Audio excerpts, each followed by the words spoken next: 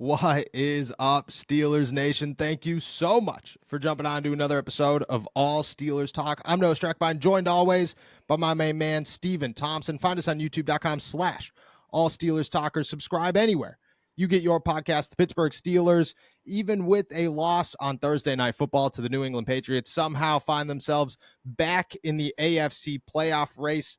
Things look good, promising weekend in favor of the Pittsburgh Steelers, but some concerning headlines. We'll dive into them. Some new quarterback options for the Pittsburgh Steelers moving forward that some experts believe are headed to the black and gold. And one insider says that it's not crazy to think Mike Tomlin might be gone after the season. We'll dive into that. Plus, it's Monday, so where do we stand with the Pittsburgh Steelers? We woke up a little bit of snow this morning. Winter is finally here. It's coming quick. It was a good weekend of good football outside of the Pittsburgh Steelers. How you feel, my friend? Feel good. I feel like this team just refuses to die, man. Like, I don't know. They're not even even on a weekend when they are generally idle. When they lose, then they spend a Sunday at home and their position somehow improves. So these Steelers are they're like cockroaches. They won't die. And we're gonna ride with them as long as they stay alive, and they're even more alive than they seemed after that Thursday night loss. Yeah, I think you should go into Tomlin's press conference today and you should phrase a question like that. You say, you guys are pretty much like cockroaches. You just don't die. Does that help? You feel good about that that situation? But that's where the Pittsburgh Steelers are. Even when things are getting bad, rock bottom, some would say, I mean, they're getting better. And to be totally honest, you watch the Indianapolis Colts fall and the Houston Texans fall, and C.J. Stroud now in concussion protocol. We don't know what the future holds there. I mean, as crazy as it seems, as you could imagine, it's almost like the Steelers got promising news throughout the weekend, and things look brighter than they did. I mean, definitely on Friday morning, but maybe on Thursday morning as well, when people were thinking, things could be sinking even before the loss to the New England Patriots. Let's start with obviously the biggest news of the weekend. News comes out that both TJ Watt and Alex Highsmith are in concussion protocol following the game on Thursday night. Both of them, I mean, Alex Highsmith had the neck injury. He left the game, entered concussion protocol Friday morning. TJ Watt shows up at the facility Friday just to get evaluated, reports his symptoms, placed in concussion protocol. There's some questions there just because he got hit early in the game, took a knee to the face from Ezekiel Elliott, was evaluated twice during the game, never left, and then shows up on Friday with in a concussion protocol. I mean, big question. If these two are out, somehow the Pittsburgh Steelers outside linebacker room has grown enough to, I mean, warrant limited concern compared to years past. But Marcus Golden and Nick Herbig would likely start in place of these guys. How much faith do you have in that, especially at this time of the season? How big of a loss is it for the Pittsburgh Steelers if neither of them can go? And what is your expectation? Do you believe that they'll be back in time to play on Sunday? Yeah, I mean, you really don't know. No idea if they'll be ready for Sunday. I mean, we'll get some insight from Mike Tomlin today when he speaks around noon, and that'll give you some insight.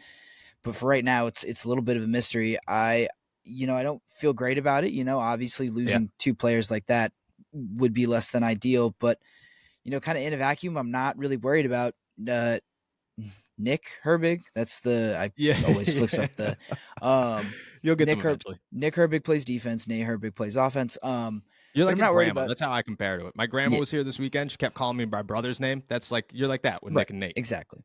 But Nick and Marcus, I think, have been really good in the spots that they have had to come in. I'm pretty confident in their abilities to be at least serviceable if Alex and TJ can't go. But the thing is, there's some opportunity cost when players like that go down and you have to bring in backups. Like, these are two of the premier pass rushers in the NFL. And for a defense whose margin for error feels really slim right now, just given the state of the offense, that's kind of a huge loss in my book. You don't get the same kind of splash plays with a Nick Herbig and a Marcus Golden in there. Even if you get some solid play, it's not exactly what you get with TJ and Alex, and they give you some game-changing plays lots of the time. So losing that is a pretty crushing blow. And just like I said, given where the offense is, you're going to need those types of splash plays, those big-time playmaking things from superstars like TJ and Alex. And if they're not in there, it's a massive loss. Yeah, I agree. I think we'll know more today, but I'm not positive that either of them will go. I mean, just judging by TJ Watt in general and who he is, I mean, you know, there's a part of me that understands what concussions are. There's also a part of me that understands what concussions are in the NFL, which is different than what a concussion is everywhere else in the entire world. It wouldn't surprise me if TJ's like, yeah, I'm playing on Sunday. Things will be fine. I'll get cleared, blah, blah, blah.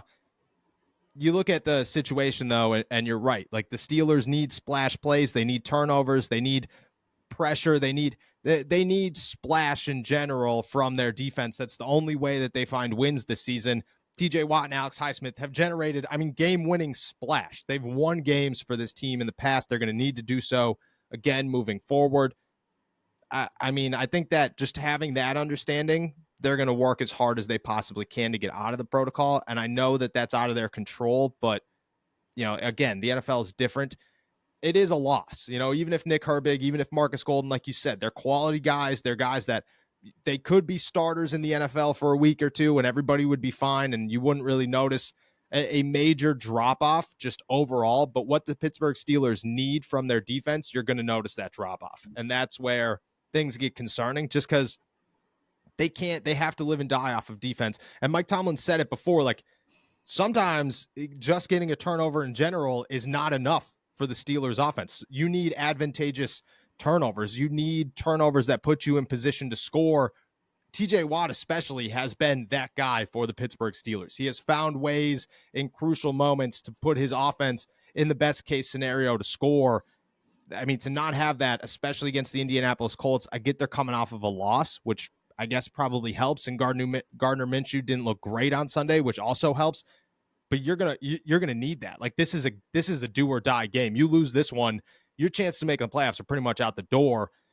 You win it, you're still in this thing, and you take a significant gap this late in the season over a team who is fighting right behind you. This is as big as it gets. You do need both of them out there. And then you have the part after that, which is those are the only two guys. You could call up Kyron Johnson for another game. That's his third, but he hasn't played a defensive snap all season long. He's only played 2 games for the Pittsburgh Steelers. He's a former 6th-round pick a year ago. Like, this guy isn't somebody who's coming out of the field and you're expecting big, bad things. Like, that's a significant drop-off once he's on the field for the Pittsburgh Steelers on defense.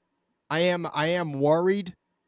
I think it's as bad as it gets when it comes injury-wise. Like, this is the worst possible situation for the Pittsburgh Steelers to deal with. That being said, again, we'll see what happens today and moving forward. We'll have more news. Wednesday, I feel like, will be because they'll be able to practice Tuesday. So that means that Wednesday we'll have like a pretty good idea of whether or not they're going to play. And having the weekend, I think, helps. I think being able to report your symptoms on Friday, enter protocol, have the weekend to do nothing, have Monday to do nothing and come back in and kind of get tested again. And then Tuesday, Wednesday, Thursday, you'll practice.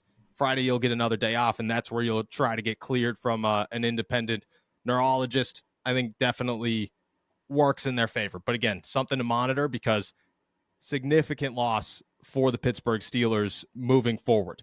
Cold turkey may be great on sandwiches, but there's a better way to break your bad habits. We're not talking about some weird mind voodoo from your crazy neighbor, like shouting up to the stars and yelling, "Help!" We're talking about our sponsor, Fume, and they look at the problem in a different way. Not everything in a bad habit is wrong. So instead of drastic, uncomfortable change, why not just remove the bad from your habit? Fume is an innovative, award-winning flavored air device that does just that. Instead of electronics, Fume is completely natural. Instead of vapor, Fume uses flavored air. And instead of harmful chemicals, Fume uses all-natural, delicious flavors. You get it. Instead of bad, Fume is good. That's a habit you're free to enjoy and makes replacing your bad habit easy. It fills the void in a natural, guilt-free way. Your Fume comes with an adjustable airflow dial and is designed with movable parts and magnets for fidgeting, giving your fingers a lot to do, which is helpful for de-stressing while breaking your habit. I got this thing, and the first thing I noticed was how sharp it looks. This is probably the sharpest looking device I own. And then immediately I start fidgeting with it and realize how awesome that aspect of it is. And then when it comes to the taste, I mean, you can't beat the cool, crisp mint flavor. It's easily my favorite, and I haven't put this thing down since I discovered it. Stopping is something we all put off because it's hard, but switching to Fume is easy, enjoyable, and even fun. Fume has served over 150,000 customers and has thousands of success stories, and there's no reason that can't be you. Join Fume in accelerating humanity's breakup with destructive habits by picking up the Journey Pack today. Head to tryfume.com/allsteelerstalk or scan the QR code and use code allsteelerstalk to get 10% off when you get the Journey Pack today.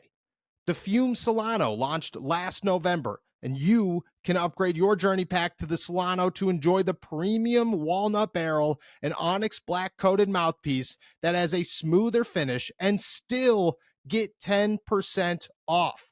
That's tryfum.com and use our code AllSteelersTalk to save an additional 10% off your order today. Let's jump to next topic of conversation here. Jaden Daniels, Justin Fields, those are the big names surrounding the Pittsburgh Steelers this weekend. Emory Hunt of CBS Sports named both of them as potential landing spots or as Pittsburgh Steelers' potential next quarterback, along with a few other names, but those were his top guesses. Those were his, if I had to make a prediction of who the Pittsburgh Steelers are going to take or make a move for this offseason to land a quarterback, it's going to be Daniels or it's going to be Fields. Let's start with the Heisman Trophy winner. Jaden Daniels goes into the weekend. First off, were you surprised that Daniels won the Heisman? Because your boy Michael Penix was right there, and I thought he was going to pull it off. I thought it was his. I had hoped it was his, but I mean, you look at Daniel's stats, like I think he threw for 4,000 yards and rushed for another 1,000. He had 50 something touchdowns to 4 interceptions. I think the stats are pretty undeniable. And even though I love my dude Michael Penix, I think they got I think they got it right. I think they chose the right guy. Yeah. And now he could be headed to the Pittsburgh Steelers. Kirk Herbstreit, excuse me, I'm having a tough time with words. Kirk Herbstreit said, I don't know, a couple weeks back that Daniels is going to be the steal of the first round. Now people are saying maybe that steal goes to the Pittsburgh Steelers. You're the college football guy. You've watched college football all season. You're into college football probably pretty much are pretty hefty more than I am. You look at Jaden Daniels. This is a dude who's NFL ready, who could play in the NFL. If you're the Pittsburgh Steelers, you taking a shot on this guy and feeling confident in that selection in the first round?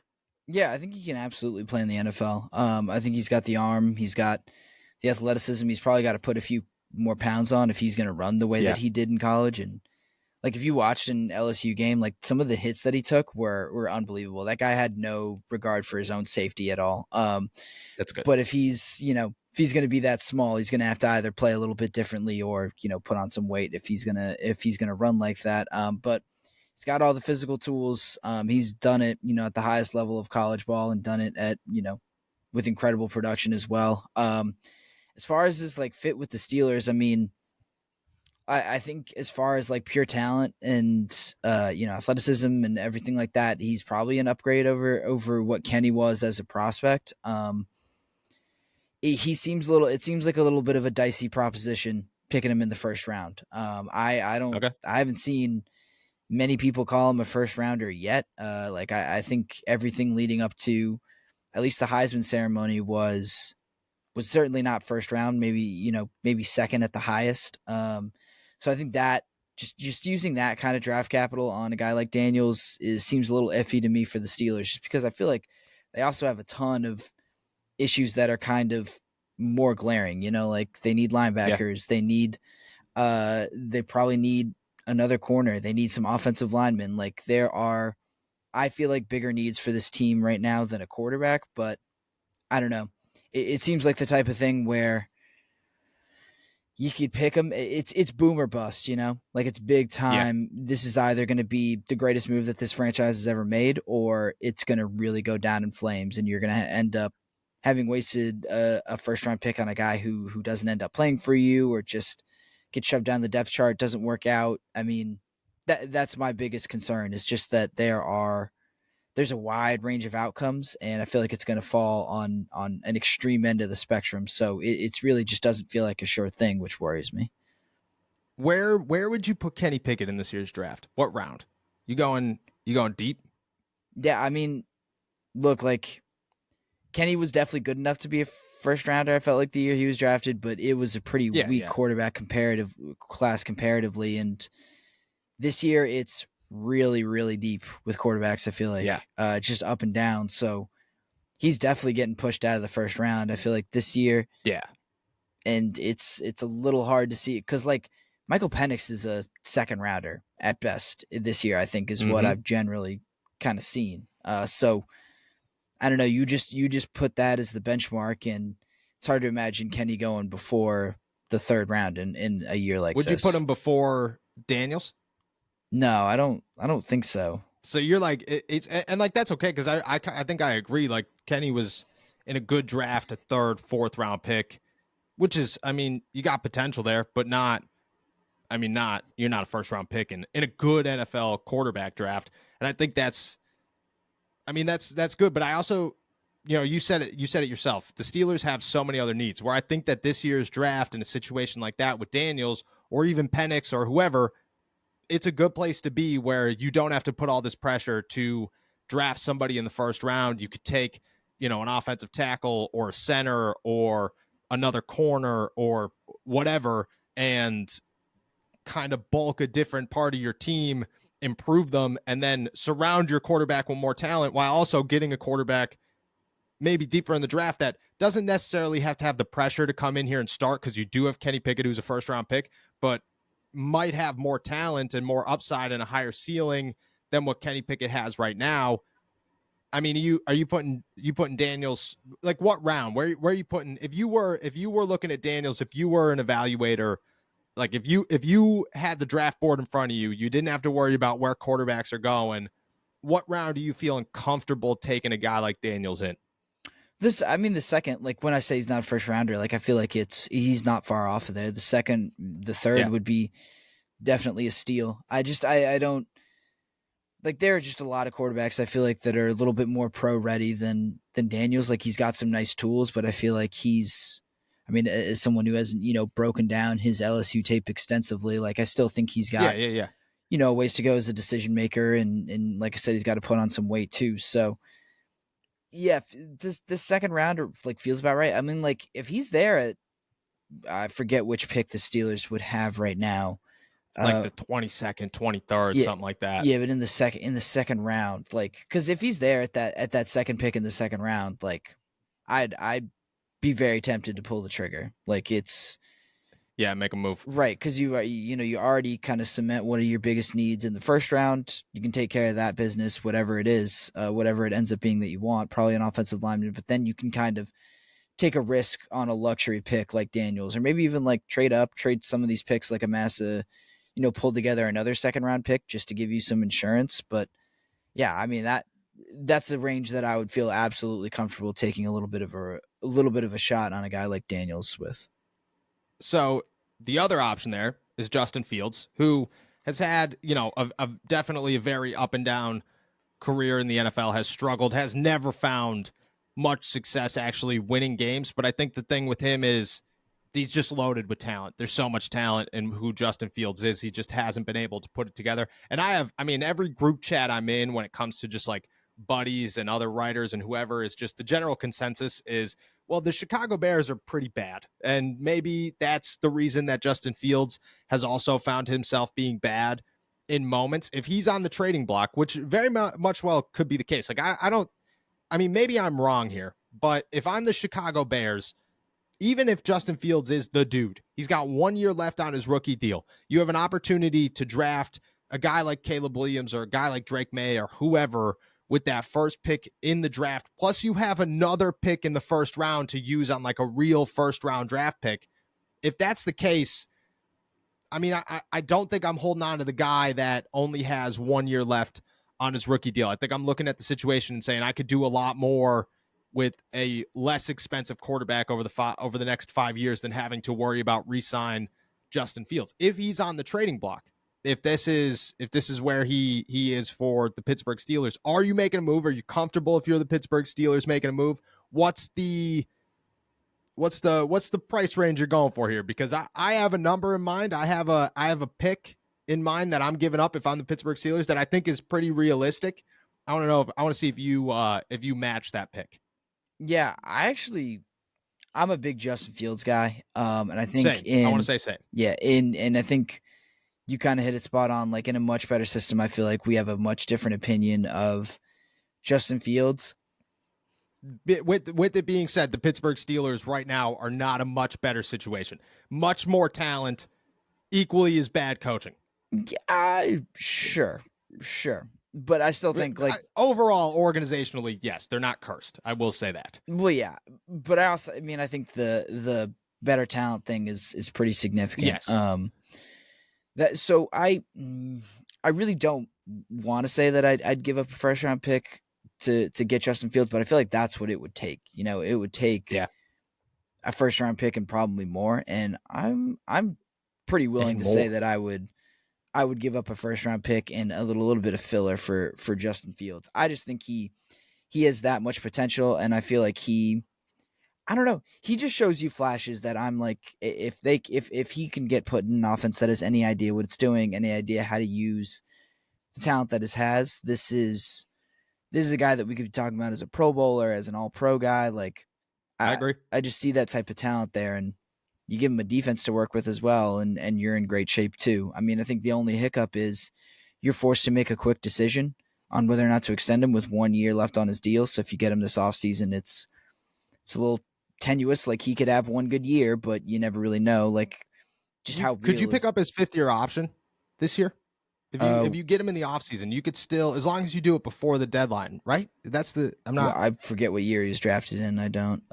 If he's got 1 year left in his, heading in, because Najee would be the same way. They have to pick up his option before. So you might have to, but that's still, that second year is expensive. That's not a. Right. And I would that would the only thing I would get hung up on is just having to make a real quick decision about your future. I mean, I guess if it's a 1 year deal, you don't have to, or if it's a 1 year extension, you don't really have to attach yourself to this guy forever, but it's still just money that you wouldn't want to pay for a guy who, I mean, like, just like you bring him in this offseason, he has a great 2024.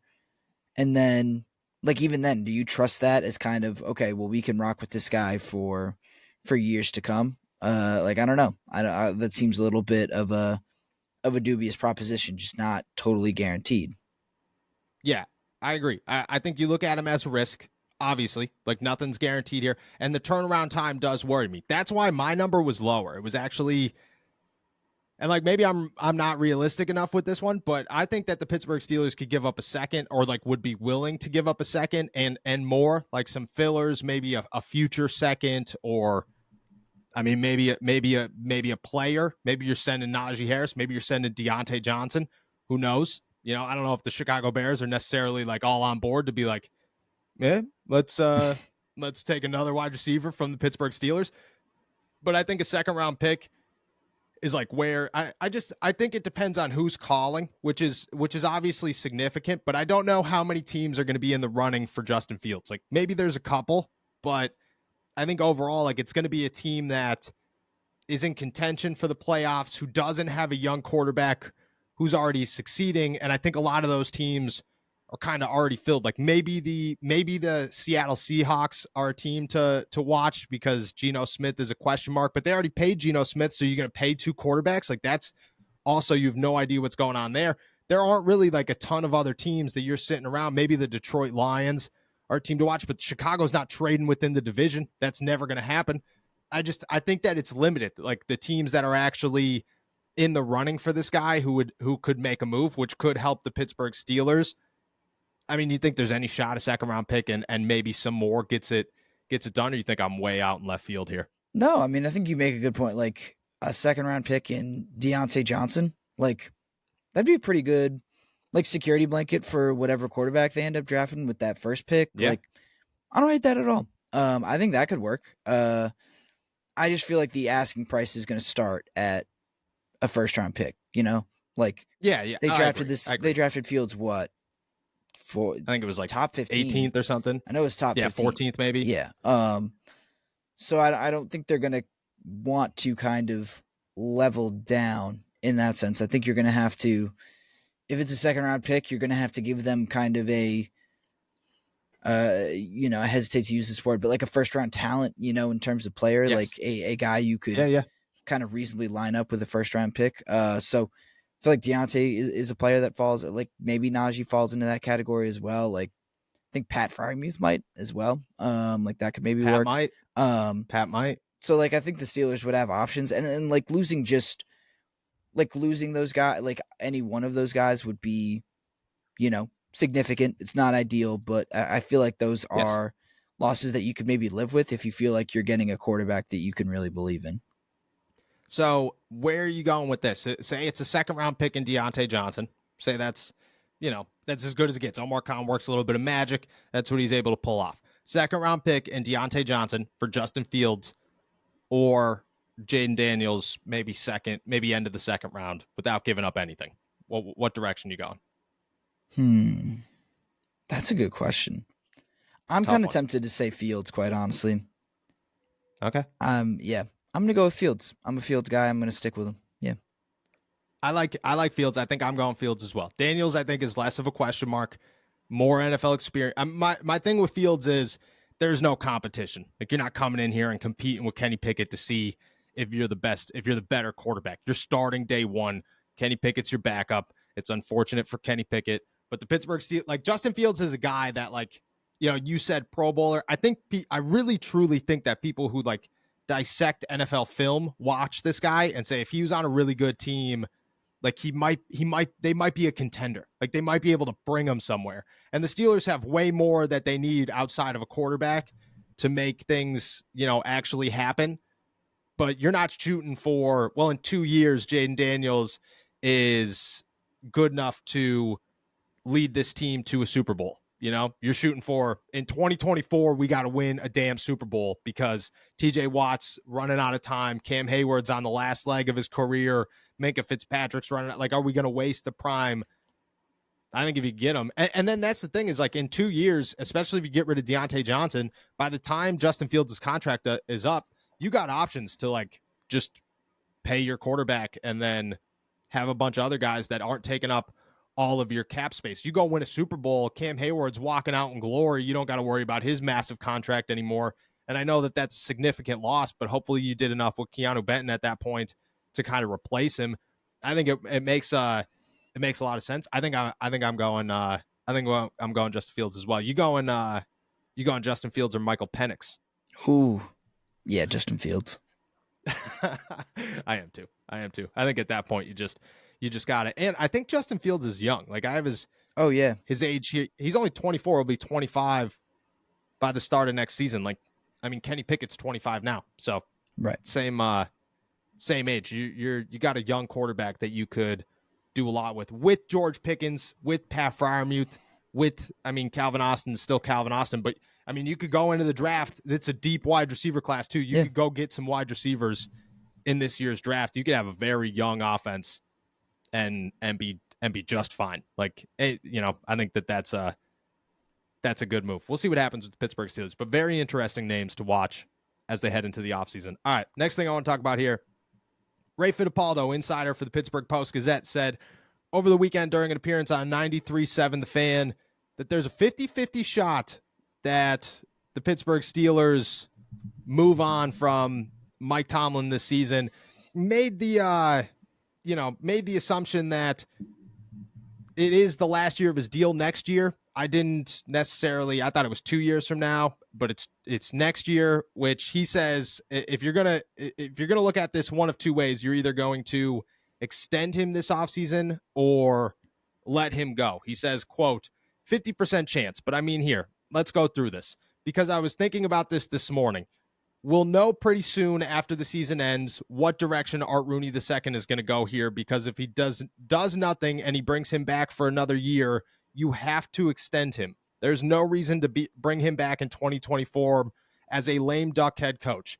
You're going to be able to go out and get a good offensive coordinator when the head coach is on a 1-year deal, basically. pretty much saying you're not going to be able to do that. So they're either going to extend him or they're going to move on. I think Art Rooney is at a crossroads here. I mean, 50-50 shot, 50% chance the Pittsburgh Steelers move on this offseason. Did you hear that? Your thoughts? You believe it? You think, do you believe it? That's cut and dry. Well, I mean, 50-50 was a higher chance than of him getting fired than I would have put it at, even going into this weekend and even after that Patriots loss. But it makes sense. I mean, look, if you're not going to extend him, I think Ray makes a good point. Like, why keep him around? It's just not worth it at that point if you don't really believe in him enough to give him a contract extension and see him as the guy moving forward. Then doesn't really make sense to keep him around for much longer. Don't kind of waste your time. Don't drag your feet. Just get right into the nitty gritty of it and go find your new coach. Go find someone that you actually believe in and let him start building what you want him to build, what he thinks he can build with this team as soon as possible. Get it going right away. Let him build relationships with, like we just talked about. This is a pretty young team still in a lot of ways. Yeah. So let him build those relationships, let him get those connections, and don't waste time on someone that you don't believe in. I think that's the biggest thing. Like, whether or not you decide, if you're Art Rooney, whether or not you decide to fire Mike Tomlin or keep him, I'd say make that decision sooner rather than later. Don't kind of drag your feet. Don't let Tomlin be a lame duck, like Ray said. Yep. Yeah, I agree with the circumstance, like where they sit, as in it's a 1-year deal. You got decisions to make. You're either going to bring in a new offensive coordinator and a new head coach at the same time, or you're going to get somebody that Tomlin likes and that fits with Tomlin. I think that's where I stand here, is that's where the decision gets made. If Mike Tomlin's sitting around and the list of candidates that he brings to you at the end of the season is just awful, and you'll know, like nobody walked in the office with Matt Canada and people were like, oh my God, look at that guy. Nobody was that excited about that situation. If Mike Tomlin does the same thing where he brings in a bunch of a list of names of guys that are just unproven in this league in every facet, there's a difference between the Philadelphia Eagles running game coordinator or the Philadelphia Eagles quarterback coach, or anybody from the San Francisco 49ers coaching staff, and some random dude off the streets like Matt Canada was, or if that's the situation, or if it's some guy that he worked with way back in the day in some coaching, some college coaching experience that he had. If that's the list of candidates you're getting, then I'm having the conversation with Mike of, hey, look it. I just don't think that the direction we're trying to head is the same direction you're trying to head. At that point, I think this is a divorce. This is time to move on and find different grounds, and you take that list of candidates with you and you have a good time somewhere else. If he comes in here and he just says, look it, let's game plan this together. Let's find the best offensive coordinator we could possibly get. I think at that point, I'm like, okay, look it. Maybe Mike Tomlin isn't the guy, but maybe this new offensive coordinator brings us something that, we really enjoy and that has some serious upside. Because I think that's it. I think if Mike Tomlin could just be Mike Tomlin and just motivate his guys and get everybody on the same page and whatever, and you just take everything else out of his hands, he's still a great head coach, but you got to be able to take everything out of his hands, and he doesn't put the coaches around him that allow him to do that or allow that to happen. And I think Art Rooney, that's where the crossroads is. It's not like, oh, Mike Tomlin's a bad coach. Is Mike going to actually do something this offseason to improve this team? If he is, okay, cool. Let's keep it going. There's no reason to give up on him. If he's not, and the signs are there that nothing's going to change, I think it is time to move on. But I agree with you. 50% is higher than what I would have put it, but his explanation of it, does make a decent bit of sense. Yeah. Yeah. And I think you make a good point about is this going to stay kind of the same stale product that we've kind of seen, how willing for a long time. Yeah. How willing is Mike Tomlin to change, to adapt, to maybe rethink what he's doing in the face of some results that aren't exactly living up to the standard. And I think that will kind of inform whether or not, because when I said, don't drag your feet with this, that kind of includes Tomlin. Unless Tomlin's kind of willing to change with you and move forward with you, then he's not your guy. If he wants to stick to his guns and believe that those are winning ways, that's fine. But I mean, clearly those winning ways, or those beliefs that he has, those philosophies, aren't getting results here in Pittsburgh right now. So you got to be able to tell him. You got to have kind of the confidence and the just confidence and self assuredness to say, okay, well then you're just not right for us right now, and we can live with you going somewhere else, even if you have some success there, because what's going on right here, right now, isn't working. You think the Chicago Bears are taking Mike Tomlin and that's it straight up for Justin Fields? That's interesting. That is interesting. I don't know, but I'd straight up. They'd have to think. What do you think Mike Tomlin's worth? It's got to be a first round pick, right?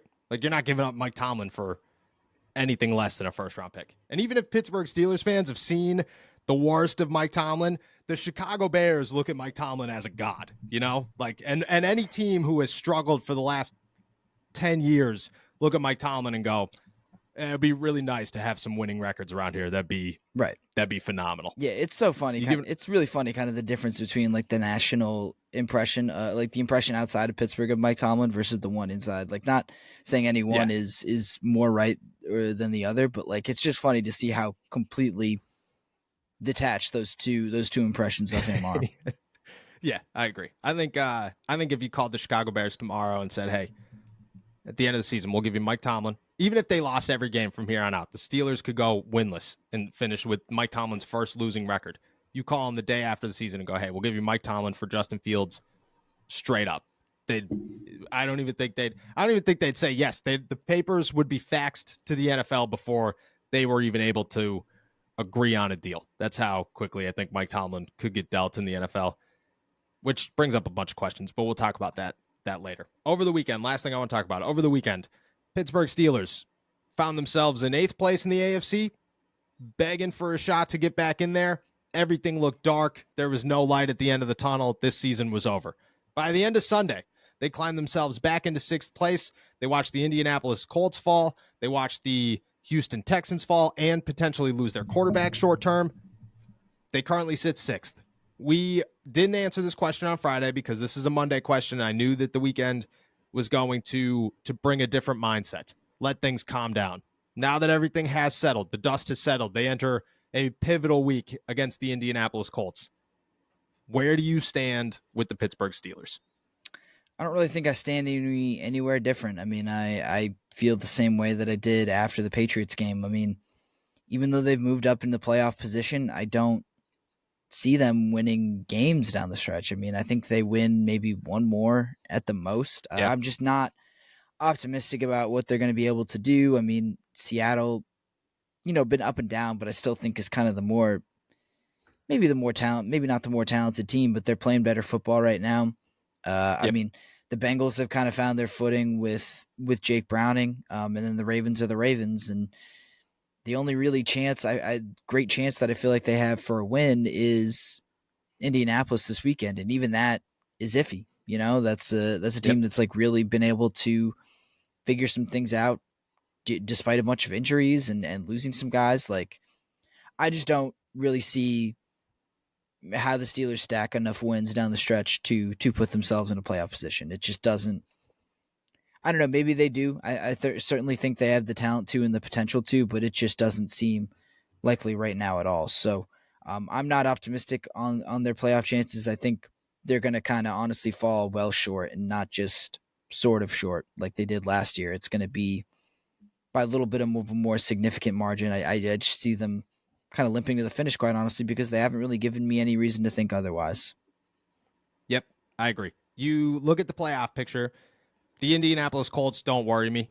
I just don't think that they're a threat right now. I think they're like the Pittsburgh Steelers. They found ways to win. Good for them. The end of the season is about who's hot right now, who's winning right now, who has put it together. That's the difference. It doesn't matter how you start. It matters how you finish.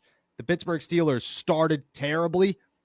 They're going to finish possibly worse somehow. And that's just the position that they've put themselves in. They haven't, just like you said, they haven't done anything all season long to change the narrative of, I'm worried that this team can't beat good teams.